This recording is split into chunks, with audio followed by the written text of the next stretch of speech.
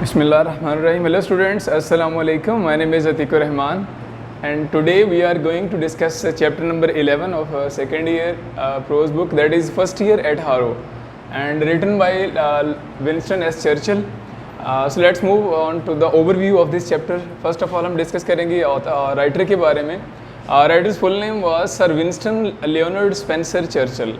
And he was the most influential personality of 20th century. 20वीं सदी की बड़ी अहम शख्सियत थी और 2 दफ़ा प्राइम मिनिस्टर भी रह चुके हैं यूनाइटेड किंगडम के, फ्रॉम 1940 टू 1945, और सेकंड टेन्योर था उनका 1951 टू 1955. इसके बाद इनकी एजुकेशन जो थी एस चर्चिल की, वो हारो स्कूल और रॉयल मिलिट्री कॉलेज से है. और ऑटोबायोग्राफी आपने एक लिखी, इसके अलावा उन्होंने बुक्स भी लिखी हैं, लेकिन ऑटोबायोग्राफी थी उनकी माई अर्ली लाइफ, और ये 1930 के अंदर पब्लिश हुई थी. और हमारा आज का जो टॉपिक है फर्स्ट ईयर एट हारो, वो भी इसी ऑटोबायोग्राफी में से लिया गया है. नाइटेड इन 1953, 1953 में आपको सर का खिताब मिला, और 1953 के अंदर ही आपको लिटरेचर के लिए नोबेल प्राइज़ के लिए भी नामजद किया गया. सो ये शॉर्ट डिस्क्रिप्शन थी ऑथर के बारे में. अब हम मूव करते हैं आज का हमारा जो ऐसे है फर्स्ट ईयर एट हारो, जिसमें राइटर ने एक्सप्लेन किए 2 चीज़ें यहाँ पर उसने वैसे हम एंड पे भी डिस्कस करेंगे उन चीज़ों को. फर्स्ट ऑफ ऑल राइटर ने इंग्लिश लैंग्वेज की इंपॉर्टेंस डिस्कस की है कि मौजूदा दौर के अंदर भी और उस दौर के अंदर भी जब ये राइटर एग्जिस्ट करता था, मौजूद था, बताता है कि इंग्लिश की इंपॉर्टेंस से शुरू से ही एग्जिस्ट करती है, और जो लोग अच्छी बेहतर लाइफस्टाइल गुजारना चाहते हैं उनको चाहिए कि इंग्लिश ज़रूर सीखें. दूसरा जो चीज़ यहाँ पर राइटर ने हमें इस ऐसे के ज़रिए कन्वे की है, वो ये है कि हमारे एग्जामिनेशन सिस्टम को उसने क्रिटिसाइज़ किया है कि हमारा एग्जामिनर्स जो होते हैं वो ऑलमोस्ट उस तरह के क्वेश्चन, कॉम्प्लिकेटेड क्वेश्चन और कंफ्यूजिंग क्वेश्चन पूछते हैं स्टूडेंट से, जिनको स्टूडेंट्स जो है ना वो अटैम्प्ट करने की जब कोशिश करता है तो उनका सेटिस्फैक्ट्री आंसर नहीं दे सकता. जबकि राइटर के मुताबिक स्टूडेंट्स को वो वाले क्वेश्चन करने चाहिए जिनके अंदर उनकी प्रोफिशेंसी होती है, स्किल्स होती हैं, ताकि वो अपनी काबिलियत का मुजाहरा कर सकें. मूव करता है राइटर हमें स्टार्ट में बताता है अपनी मेमोरीज हारो के बारे में, और स्टार्ट में हमें वो बताता है कि 12 साल की उम्र थी जब पहली दफ़ा उसका वास्ता पड़ा इम्तहान से, यानी इम्तहानी निज़ाम में से जब उसका गुज़र हुआ तो उसकी एज उस वक्त 12 साल थी, और उसके बाद आने वाले जो 7 साल थे वो मुसलसल इस इम्तहानी जो सिलसिलाकार था इसमें से वो गुज़रता रहा.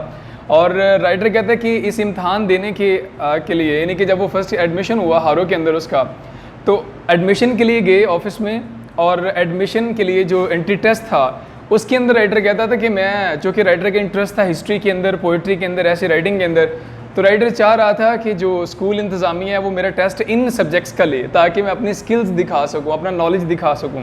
लेकिन वहाँ का जो रूल था हारो का कि वहाँ पे लैटिन और मैथमेटिक्स का टेस्ट लिया जाता था तमाम स्टूडेंट्स को जो वहाँ पे दाखिला लेना चाहते थे. और he wanted to be asked what he knew. Writer चाहता था कि आज टेस्ट के अंदर, इंटरव्यू के अंदर मेरे से वो पूछें जो मुझे मालूम है, ताकि मैं अपनी स्किल्स का मुजाहरा कर सकूं. But they try to ask what I don't know. लेकिन उन्होंने मेरे से वो क्वेश्चन किए, उन मज़ामीन के बारे में पूछा जो मैं जानता ही नहीं था, और इसका नतीजा क्या निकला, दैट देयर विल प्रिवेल्ड, कि उनकी ही मर्जी गालिब आई, and I didn't do well in examination. और मैं जो पेपर था वो बिल्कुल अच्छे तरीके से अटैम्प्ट नहीं कर सका, बल्कि कुछ भी लिख नहीं सका अपने पेपर के अंदर. फिर उसके बाद वो बताते हैं एंट्रेंस एग्जामिनेशन के बारे में कि जब स्कूल वालों ने फैसला कर लिया इम्तहान लेने के, एंट्री टेस्ट लेने का, तो एंट्री टेस्ट के लिए हमारा जो लातीनी का पेपर था, जब वो मुझे पकड़ाया गया बाकी स्टूडेंट्स के साथ, पेपर को मैंने देखा तो मुझे एक सिंगल क्वेश्चन का आंसर भी जो है वो नहीं आता था. आंसर शीट मेरे पास मौजूद थी, आंसर शीट के ऊपर मैंने सबसे ऊपर अपना नाम लिखा. अब ये पेपर अटैम्प्ट कैसे किया उसने, लैटिन का एंट्री टेस्ट का जो पेपर था, सबसे ऊपर अपना उसने नेम लिखा, उसके बाद नीचे बड़ी सोच विचार के बाद कि अब आगे क्या लिखूं, क्वेश्चन नंबर लिखा उसके बाद, और उसके बाद राइटर कहते हैं कि क्वेश्चन नंबर 1 लिख के 1 के इर्द गिर्द जब वो ब्रैकेट्स लगाई, फिर काफ़ी गौर खोज करता रहा कि अब इस किस क्वेश्चन का आंसर दूँ. लेकिन कोई भी क्वेश्चन उसको ऐसा नहीं मिल रहा था कि जिसका वो आंसर जिसे वो मालूम था. इसके बाद राइटर ने कहता है कि मैं काफ़ी देर सोच विचार करता रहा. इसी दौरान उस राइटर कहता है मुझे नहीं मालूम कि किस तरह से हुआ कि अचानक से मेरे पेपर के ऊपर ना कुछ स्याही के जो धब्बे थे वो पड़ गए, यानी इंक जो थी वो मेरे पेजेस के ऊपर गिर गई, आंसर शीट के ऊपर, और काफ़ी सारे स्पॉट्स जो थे वो लग गए इस पेपर के ऊपर. अब बाकी सारा पेपर, बाकी स्टूडेंट पेपर सॉल्व कर रहे थे, मैं फुल टाइम बैठ के सिर्फ इनको देख रहा था, और ये देखते देखते गौर करते करते पेपर का टाइम ओवर हो जाता है, और मेरा पेपर भी बाकी पेपर्स के साथ लफ कर दिया जाता है, और ये पहुँच जाता है हेडमास्टर के टेबल पर. हेडमास्टर का नाम मिस्टर वेल्डन द हेडमास्टर था उस वक्त हारो स्कूल का, और उसके बारे में राइटर बताता है कि he was capable of looking beneath surface, कि वो चीज़ों का बड़ी गहराई से मुताला करता था, यानी कि सरफेस नहीं देखता था, बल्कि वो देखता था कि स्टूडेंट्स जो है वो उसके अंदर एबिलिटी क्या है, नेचुरल एबिलिटी क्या है स्टूडेंट्स के अंदर। यानी पेपर मैनिफेस्टेशन जो थी वो राइट इसके लिए इंपॉर्टेंट नहीं थी मिस्टर वेल्डन के लिए। क्योंकि अगर पेपर मैनिफेस्टेशन इंपॉर्टेंट होती इसका हेडमास्टर के लिए तो इसने तो कुछ भी नहीं लिखा था पेपर में।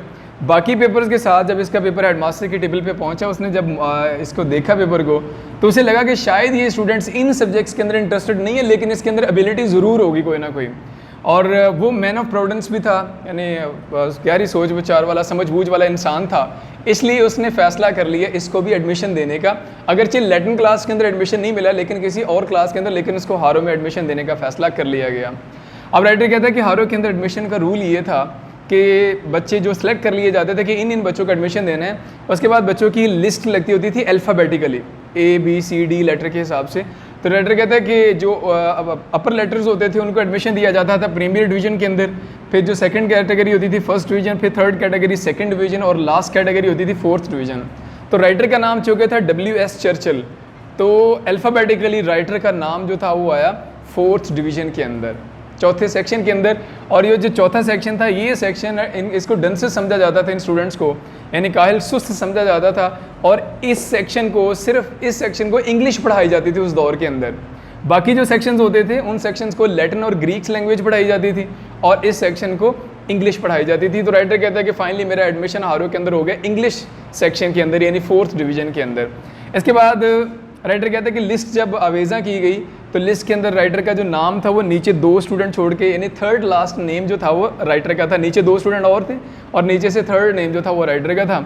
और बाद में कहते हैं किसी मजबूरी की वजह से ये जो नीचे 2 स्टूडेंट थे वो भी स्किप हो गए, बीमारी की वजह से या किसी और प्रॉब्लम की वजह से, और राइटर का नाम जो था वो लिस्ट में नीचे से बिल्कुल पहला रह गया लिस्ट में, यानी आखिरी नाम जो था लिस्ट में वो राइटर का था। तो इस वजह से भी राइटर का एडमिशन जो था वो फोर्थ डिवीज़न में हुआ।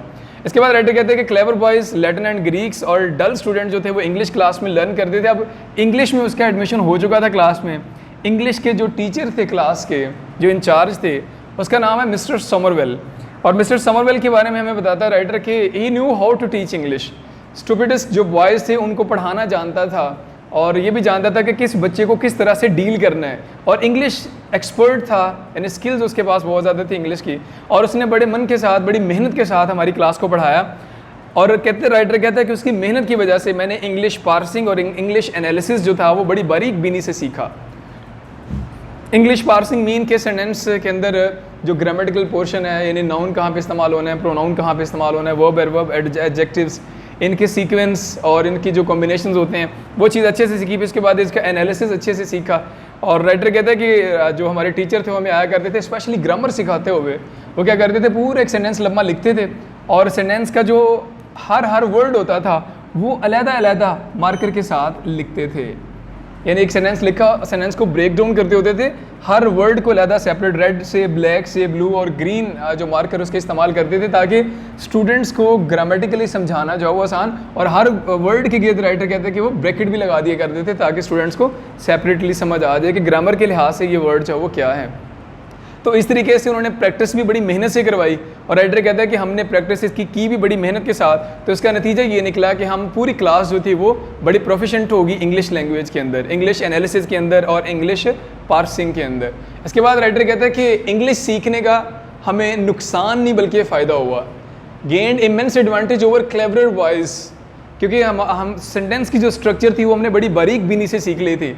और अचानक ऐसे हुआ दुनिया के अंदर कि अब लैटिन और ग्रीक्स लैंग्वेज की जगह इंग्लिश लैंग्वेज ने ले ली, और इंग्लिश लैंग्वेज इंटरनेशनल लैंग्वेज बन गई। अब हर जगह पर जॉब्स के लिए भी और तमाम हर जगह यानी कि ऑफिशियल फॉर्मेट के लिए भी अब इंग्लिश जो एक्सपोर्ट लोग थे उनकी डिमांड मार्केट में बढ़ गई। तो राइटर कहते हैं कि अब वो तमाम स्टूडेंट जिन्होंने ग्रीक्स और लैटिन सीखी थी वो सारे के सारे उन लोगों को दोबारा बेचारों को इंग्लिश सीखना पड़ी अपनी रोज़ी कमाने के लिए। और हम जो डल क्लास समझी जाती थी, जो इंग्लिश के अंदर एक्सपोर्ट हो चुके थे, इनका लेवल अचानक से जो है वो बूम कर गया और हमें नुकसान की बजाय फ़ायदा हुआ। और जो प्राइजेस विन करने वाले स्टूडेंट थे अब वो दोबारा इंग्लिश सीख रहे थे, हम काम कर रहे थे और वो इंग्लिश लर्न कर रहे थे ताकि वो अच्छी लाइफ गुजार सकें। And I didn't feel any disadvantage. और राइटर कहता है कि फोर्थ सेक्शन में एडमिशन का मुझे किसी भी तरह का कोई भी नुकसान नहीं हुआ। और नाउ राइटर कहता है कि I am biased in favour of learning English. अब मैं चाहता हूँ कि तमाम स्टूडेंट्स जिस भी अदारे में जिस भी कोर्स को पढ़ रहे हैं उनको चाहिए कि इंग्लिश ज़रूर सीखें। उसकी वजह अगर इंग्लिश सीखेंगे तो यकीनी तौर पर वो अच्छी रोज़ी कमा सकेंगे और अच्छा लाइफस्टाइल जो है ना वो अपना सकेंगे लाइफ के अंदर। अगर स्टूडेंट चाहते हैं कि लैटिन और ग्रीक सीखे तो लैटिन और ग्रीक मस्ट लर्न करें ये भी, but Latin as an honour and Greek as a treat. लेकिन इन ज़ुबानों को सीखे सिर्फ शौकिया तौर पर, इज़्ज़त के लिए, या सिर्फ क्या नाम है ये इस बात के लिए कि इनके अंदर भी एक्सपर्टीज़ उनकी हैं। अदरवाइज़ अगर बेहतरीन रोज़ी कमाना चाहते हैं, अच्छा लाइफस्टाइल चाहते हैं तो इंग्लिश लैंग्वेज मस्ट सीखें। बल्कि राइटर कहता है कि ऐसे तमाम स्टूडेंट्स जो इंग्लिश नहीं पढ़ते या इंग्लिश नहीं सीखते, मेरा दिल करता है I would whip them hard for not knowing English, क्या मैं उनको कोड़ा लूँ और उनको ज़ोर से मारूँ कि वो इंग्लिश क्यों नहीं सीखते, क्योंकि अगर इंग्लिश नहीं सीखेंगे तो बाइज़्ज़त ज़िंदगी गुजारना उनके लिए मुश्किल हो जाएगा। इसके साथ ही इसका ओवरव्यू कंप्लीट होता है। तो स्टार्ट में हमने देखा और राइटर के बारे में, फिर उसके बाद मेमोरीज़ उसकी यानी चाइल्डहुड मेमोरीज़ के बारे में, फिर एडमिशन किस तरह से उसका हुआ, एंट्रेंस एग्जामिनेशन टेस्ट के बारे में हमने देखा, फिर हेडमास्टर का जिक्र आया, फिर टीचर का जिक्र आया, साथ ही समरवेल का नेम, फिर उसके बाद वेल्डन इनकी करेक्टरिस्टिक भी उन्हें हमें बताई, फिर उसके बाद किस तरह से मैजिकली उसका एडमिशन हुआ और किस तरह से 4th डिवीज़न में गया, और उसके बाद उसका एडमिशन 4th में जो था वो उसके लिए किसी भी तरह का डिसएडवांटेज साबित नहीं हुआ और उल्टा उसके लिए फ़ायदेमंद हुआ। और जब इंग्लिश इंटरनेशनल लैंग्वेज बनी तो उसको किस हद तक फ़ायदा हुआ, और एंड पे जब वो प्राइम मिनिस्टर बना तो उसने कैसे पब्लिश करवाया, ऑटोबायोग्राफी पब्लिश करवाई जिसमें उसने बताया कि इंग्लिश अब हर स्टूडेंट को सीखना ज़रूरी है। मूव करते हैं अब हम इसकी रीडिंग की तरफ। Now move on to the line number 1 of chapter number 11, first year at Harrow. I had scarcely passed my 12th birthday when I entered the inhospitable regions of examination। बमुश्किल मैंने अपनी अभी 12वीं सालगिरह मुकम्मल की थी कि मैं इम्तहानात का जो निज़ाम था उसमें दाखिल हो गया। Through which for the next 7 years I was destined to journey। अगले साल तक मुझे इसी सफ़र में से गुजरना था। These examinations were a great trial to me। ये इम्तहानात मेरी बड़ी आजमाइश थे। Subjects which were dearest to the examiners were almost invariably those I fancied least। जो मज़ामीन टेस्ट के लिए एग्जामिनर को ज़्यादा अच्छे लगते थे उन मज़ामीन के बारे में राइटर कहता है मैं बहुत कम ही ख्याल करता था। I would have like to have been examined in history, poetry and writing essays. चाहता था history, poetry and writing essays, इन 3 मज़ामीन के अंदर मेरा टेस्ट लिया जाए। Examiner on the other hand were partial to Latin and mathematics. इसके बरक्स एग्जामिनर जो था लातीनी और मैथ का टेस्ट है वो लेना चाहता था। एंड देयर विल प्रिवेल्ड, और मर्जी जो थी वो उनकी ही गालिब आई। मोर ओवर इसके अलावा the question which they ask on both दो subjects were almost invariably those. अब इन 2 मज़ामीन के अंदर भी क्वेश्चन मेरे से वो वाले पूछे गए which I was unable to suggest satisfactory answer, जिनके मैं कोई तसल्ली बख्श जवाब नहीं दे सका। I should have like to be asked to say what I knew. मैं चाहता था कि मेरे से वो पूछा जाए मैं जो मैं जानता हूँ। They always try to ask what I didn't know, और वो मेरे से हमेशा वो पूछा उन्होंने एग्जाम के अंदर जो मैं नहीं जानता था। When I would have willingly displayed my knowledge, मैं चाहता था कि मैं अपने इल्म का मुजाहिरा करूँ। They sought to expose my ignorance, वो मेरी जहालत दिखाने पर तुले हुए थे। This sort of treatment had only one result, और इस तरह के टेस्ट का तरीक़ेकार का एक ही सिर्फ नतीजा निकला। I didn't do well in examination, कि मैं इम्तहान में अच्छी कारकर्दगी नहीं दिखा सका। This was specially true of my entrance examination eight हारो। और राइटर कहता है कि अब ये बात बिल्कुल सादिक आती है, सही है। मैं जब इम्तहान दिया, मैंने जब एंट्री टेस्ट दिया हारो के लिए, headmaster mister Welldon however took a broad minded view of my Latin paper. Headmaster साहब ने ताहम मेरे पेपर को वसी और नज़री से देखा। He showed his discernment in judging my ability, उसने मेरी काबिलियत का अंदाज़ा लगाने की कोशिश की। This was the more remarkable, और ये बड़ी गैर मामूली बात है, because I was found unable to answer a single question in the Latin paper, क्योंकि लातीनी के पेपर में मैंने एक भी सवाल हल नहीं किया था। I wrote my name at the top of the page, page के सबसे ऊपर सिर्फ नाम लिखा। Then I wrote down the question number 1, उसके बाद क्वेश्चन नंबर 1 लिखा। एंड आफ्टर मच रिफ्लेक्शन, और बड़ी सोच विचार के बाद, I put a bracket around it this, और मैंने इस क्वेश्चन नंबर 1 के इर्द गिर्द क्या कर दिया, ब्रैकेट लगा दी। बट देयरफॉर, इसलिए देयर आफ्टर, इसके बाद I couldn't think of anything connected with it that was either relevant और ट्रू। इसके बाद सवाल या सवाल से मुतल्लिका किसी भी तरह का जो जवाब है उसके बारे में मैं बिल्कुल नहीं सोच सका। इंसिडेंटली इत्तफाकिया there arrived from somewhere in particular a blot and several smudges. अचानक मेरे पेपर के ऊपर क्या हुआ, एक स्याही का डब्बा बड़ा पड़ गया और उसके साथ छोटे छोटे डब्बे और भी पड़ गए। I gazed for 2 whole hour at the sad spectacle. इस पेपर को लेके, स्याही के डब्बों को लेके काफ़ी देर तक मैं देखता रहा। And then merciful ushers collected my piece of foolscap, और फिर इतने में टाइम ख़त्म हुआ और एग्जामिनर आए और उन्होंने मेरा वो पेपर कलेक्ट किया विद ऑल अदर बाकियों के साथ, and carried it up to headmaster's table, और मेरा पेपर पहुंच गया हेडमास्टर के टेबल पे। It was from these slender indications, ये मामूली अलामतें of scholarship that mister Welldon drew the conclusion, ये मेरा मामूली सा जो पेपर था या जिसमें मैंने कुछ भी नहीं किया था सिवाय डॉट लगाने की, इस पेपर से राइटर ने हेडमास्टर ने ये अखज़ किया that I was a man capable of looking beneath the surface of thing, कि शायद वो एक ऐसे इंसान है जो चीज़ों को गहरी नज़र से देखने वाला था, and man not depended upon paper manifestation, और एक ऐसा इंसान था हेडमास्टर जो पेपर प्रेजेंटेशन को सामने रखते हुए तालिब इल्म की काबिलियत का अंदाज़ा नहीं लगाता था। I have always had the greatest regard for him, और मेरे दिल में उसके लिए इज़्ज़त हमेशा मौजूद रहेगी। यानी बगैर पेपर अटैम्प्ट किए भी राइटर को एडमिशन मिल गया हारो के अंदर। तो राइटर कहता है कि ये मिस्टर वो जो वेल्डन था हेडमास्टर जो था, ये उसकी क्या नाम है पेश बीनी थी, या उसकी वो लुकिंग बीनीथ द सरफेस जो राइटर ने वर्ड यूज़ किए, वो क्वालिटी थी कि वो चीज़ों को वसीर नज़रिए से देखता था, जिसकी वजह से उसने राइटर को एडमिशन देने का फ़ैसला किया। इसके साथ ही हमारा पार्ट 1 कंप्लीट होते हैं और अब हम मूव करते हैं आज के हमारा लास्ट पोर्शन, और वो है इडियोमेटिक फ्रेजेस। आज हम डिस्कस करेंगे 171 to 180 idiomatic phrases. So let's move on to the first one, castle in the air, हवाई किले तामीर करना। Don't build castle in the air, हवाई किले तामीर मत करो। कैट्स पा आलाकार, he is cat's paw of his manager, वो अपने मैनेजर का आलाकार है। चीक बाई जोल साथ साथ, both friends walk cheek by जोल, दोनों दोस्त जो थे वो साथ साथ चल रहे थे। कॉक एंड बुल स्टोरी, नाकाबिले यकीन कहानी, I don't believe in your cock and bull story, मुझे आपकी नाकाबिले यकीन कहानी पर यकीन नहीं है, ट्रस्ट नहीं है। कोल्ड ब्लडेड मर्डर, बेरहम कत्ल, it was a cold blooded murder at Faisalabad, Faisalabad में बड़ा बेरहमाना कत्ल किया गया। कोल्ड कम्फर्ट, तसल्ली देना, I should indeed thank you for this cold comfort, इस तसल्ली के लिए आपका नहायत शुक्रगुजार हूँ। कैपिटल पनिशमेंट, सज़ाए मौत, capital punishment was awarded to child lifter, बच्चे अगवा करने वाले को सजाए मौत सुनाई गई। नंबर 8, कम डाउन अपॉन, डांट डपट करना, don't come down upon children, बच्चों की डांट डपट मत करें। Number 9 and the second last idiomatic phrase, come of age, बालिग होना, he has not still come of age, वो अभी तक भी बालिग नहीं है।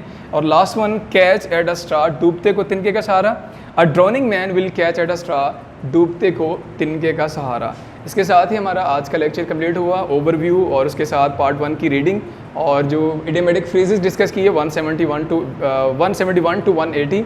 इस उम्मीद के साथ कि आज का लेक्चर, आज का ओवरव्यू आपने समझ लिया होगा। इसको रीड आउट भी करिएगा और इसकी जो इंपॉर्टेंट वोकैबुलरी वर्ड्स हैं उनको भी प्रिपेयर करिएगा। इसके साथ ही मिलते हैं नेक्स्ट लेक्चर में, तब तक अपना ख्याल रखिएगा। अल्लाह हाफिज़।